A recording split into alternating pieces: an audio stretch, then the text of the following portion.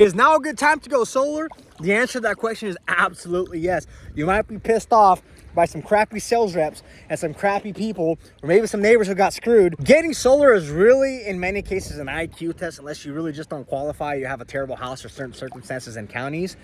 But you cannot go wrong with going solar. You can go wrong with choosing the wrong solar company, and that's what I'm here for. So first of all, Eric Brickus from Solrfy.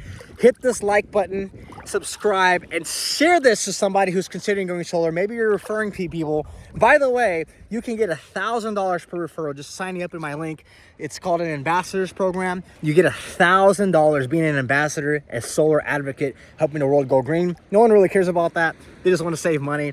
You know, no one cares about switching from dirty fossil energy to clean energy. But let's get to it. Is now a good time to go solar? Well, the answer to that is, why isn't it a good time if you already have an always increasing and never-ending bill? You see, the reality is people say, oh, I don't have money for it, I can't afford it, I don't have time to think. I want to simplify the process for you. First of all, solar is a no-brainer because you already have a rental agreement which is eternal, which is never going to stop. It's in perpetuity with your monopoly utility company, the big bad monopolies, right? Well, actually, yes. If you look at the last 5 years, average utility rate increases have been around 20 to 30% nationwide. Why? Well, although they're considering solar farms, it's only around 3 to 5% in some cases, maybe more, but the majority is like 85% fossil fuel energy, natural gas. We're in the middle of an energy global energy crisis, and so the cost is always going to be going up. Also, the grid in the US, it's incredibly old. If you look up most grids, especially in older cities, like if you're not in a brand new build or even the subsidiaries, they're like 150 years old. Like some are 30 years, 20 years, some are 140 or something years old. It's ridiculous. You have really old, outdated grids, which means you have really high maintenance costs, and guess who gets to pay for that? You do. Isn't that wonderful? You know, FPL, Florida Power Light, they got sued by the federal government. Why? Well, they're dumping nuclear waste because they have nuclear power plants. Oh, isn't nuclear power the future? Well, I mean, it's not really a form to decentralize and give access to people. Here's the thing about solar and why it's worth it. It's easy to install in your house as long as you have a qualifying roof. You know, nuclear power plant, any other thing, any breakthrough in, you know, energy production in the world, the thing is the cost of opportunity. Let's say 10 years from now, they're going to invent something like miraculous, like ETs are going to fly from the space, but hey, we got some new technology for you guys. This is fantastic. You know, if that happens, great, but don't be in the sidelines losing equity on your home, you know, with a bill that's always going to increase. An average in the last 5 years, 20%. If you look at the last 40 years and you amortize that, it's around 5 to 6% already. In some cases, 4%, but let's say an average of 5% a year. So you have a never ending and always increasing bill. You have to remember that. Solar, we have no down payments with our solar company, which means you don't have to put any money down, which means, you know, depending on your situation, we're just going to do a substitute utility bill. You're going to stop paying the utility company because we're going to put on a solar system that's going to produce the same or preferably more amount of energy than you're currently consuming from them. How do we do that? We look at your bill. Your bill shows how much how much usage that you're using from them, how much your consumption is in kilowatt hours, right? You have a meter in your house. That's what is able to register how much kilowatt. Every time it spins a full, you know, digital clockwise or whatever, it's 1 kilowatt hour. So, you know, if you look at your bill for this month, it's like 1,500 or 2,400 or 3,000 kilowatt hours, depending on how much you use. You know, that's what you're renting from them. It's always increasing, never ending. So solar, it's a fixed cost and it has an end date. There are some options. Oh, I'm going to sell my home. Even better. There's some, depending on the financing. That's why you don't go with the shoe salesman, Kool-Aid drinking salesman who just is there to make a quick buck.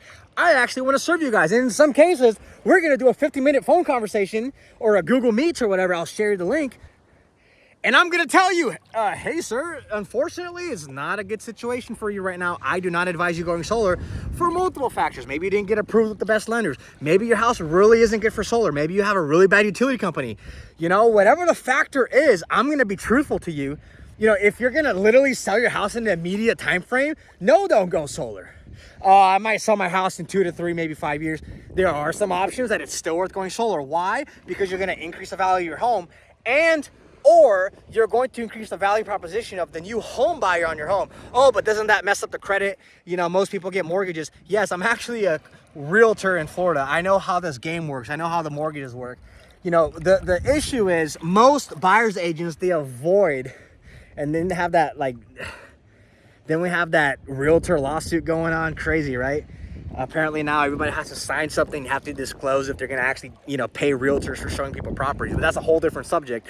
And if you're thinking about selling your house, hey, reach out to me. I can give you a really, really nice competitive pricing and really help you get your home for top dollar. But the focus here is solar, and that's only if you, oh, I already have a realtor. Great for you. If you don't, or if you'd like to have something better, well, there you go. But it all comes down to, what are your goals? If you're going to keep the property long term, you're going to end up with a much better option with a long-term loan, with a lower APR, higher dealer fee. And solar companies will not tell you about this. I tell you everything that you need to do.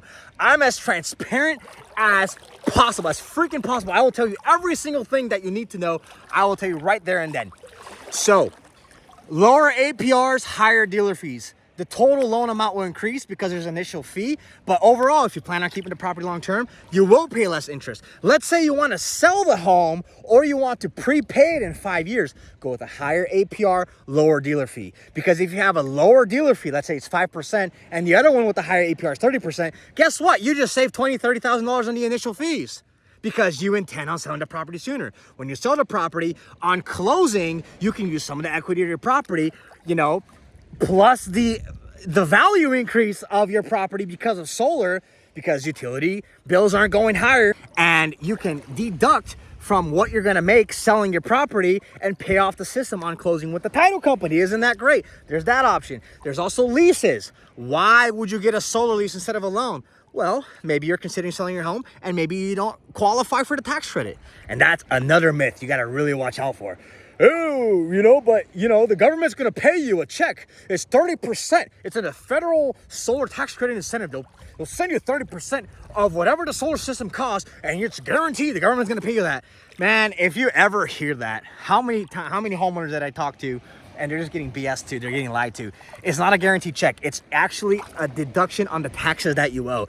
If for some reason you're not paying taxes, or you're in a current, like maybe you got an LLC or a C Corp, you know, tax structure 1099 or whatever, and you just have all the write-offs already, well, maybe you just don't qualify. If you still have write-offs, you know, you still got to pay taxes, then yes. So it's not a one-size-fits-all. But if you ever hear that, someone saying from some solar company, oh, you know, it's a guaranteed check. It's not. It's only if you actually have taxes to deduct from the owed taxes, and you have a period of 5 years.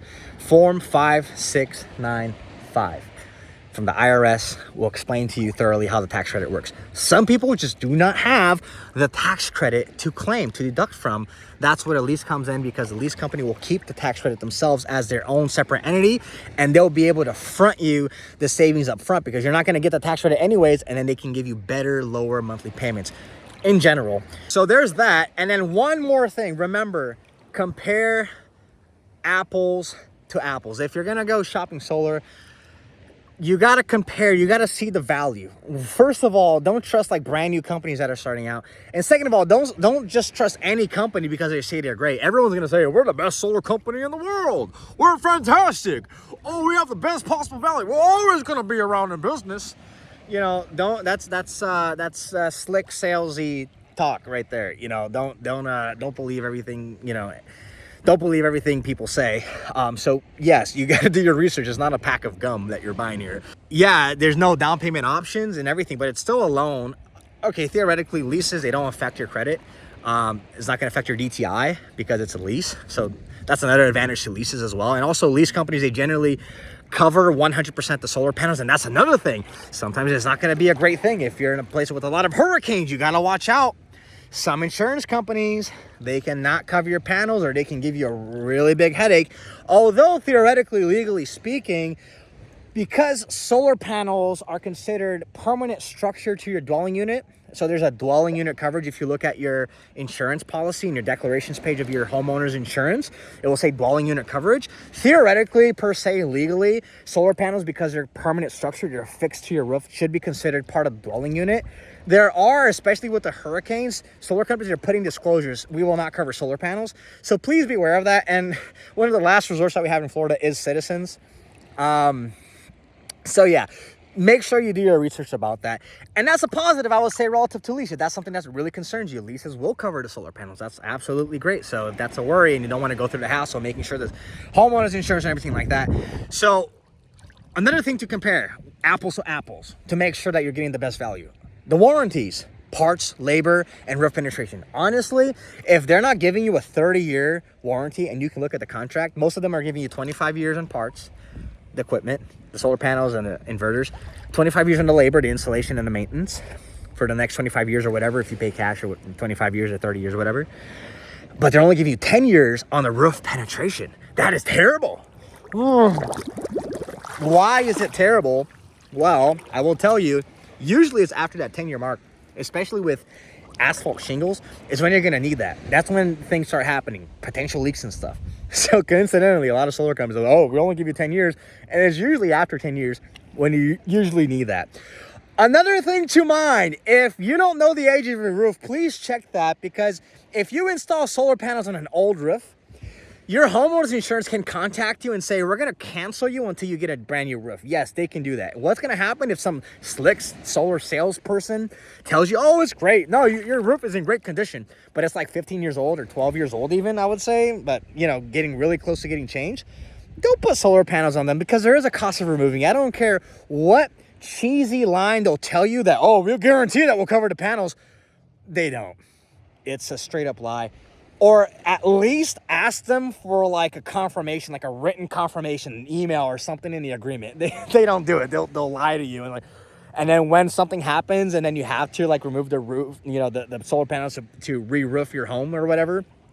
Oh yeah, we have no recollection. Do you have anything written? It's crazy. So if you have an old roof, that's another pointer. I would recommend getting your roof changed first. And if you need help with the roof, we got great roofers I can refer you to. And our roof companies were also qualified roofers, and we're nationwide, and we're the strongest. And I mean, I did a lot of research, trust me, at dozens of solar companies. I've been in solar for around 5 years, give or take. And I worked with dozens of companies. For me to actually trust this company 100% to recommend to my clients, put my name on the line, trust me, I've done my research. This is absolutely the best company. Anyways, I think I summarized it. So apples to apples relative to the warranties, the equipment, right? There's Ferraris, and then there's, you know, like Fiat. Not fiat currency, like the car, or, you know, like a beat up, you know, wagon, or, you know, like a 1980 Volkswagen and a 2024 Lamborghini, or, you know, BMW or Mercedes. Like, you know what I'm trying to get is like, don't look at the spec sheet if possible. What are you looking for solar panels? First of all, is you want to see the degradation, right? How much it degrades a year, how much of performance it's losing per year, because there is a degradation factor. I wouldn't get anything that is higher than 0.5 a year. 0.5 is the sweet spot. 0.5, 0.7, sure, because who cares in 25 years from now? 0.2% difference, like, yeah, I would go for a 0.5 if you get a 0.7, but just understand that, you know, it shouldn't be that expensive if it's, you know, so always compare the degradation, the modular efficiency. What's modular efficiency? Is the full photovoltaic cell efficiency, performance, production, or whatever. So if modular efficiency, I would say anywhere from 19, 21%, something like that. And obviously solar panels are evolving towards a year. And that's another thing, the age of the solar panels. There's a lot of companies that are selling outdated old solar panels because it's a lot more profitable for them to make money off the homeowner. Right? So watch out for that too. Do your research. Like when was this manufactured? There's really companies shilling, you know, 4 to 8 year old solar panels out there. So solar panels and also inverters. You know, I would stay away from anything besides Enphase, the model IQ8 and beyond. or Solar Edge. Any other inverter, just stay away from it. It's going to really wreck you. It's not going to be as efficient. So trust only Enphase and Solar Edge. If someone's selling anything else, it's really bad. And also look at the type of inverter. I'm going to be there for you. Don't worry. And we can do a really quick 15-minute appointment. So I guess apples to apples with the equipment, with the warranties, and obviously the company. Is it going to be around in 25 years or not?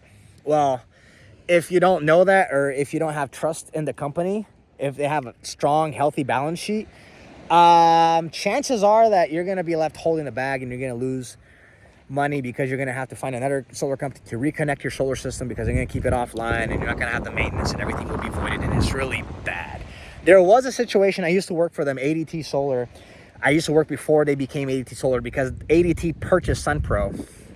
Well, they went out of business. So it's not just go, oh, very large company. It's not just that. You want to look at other factors relative to the value, relative to what they're offering. You usually stay in the apples to apples comparison when it comes to the labor relative to the actual company that's going to be doing the labor and enforcing the maintenance for the next 25, 30 years, hopefully 30 years if you go with me.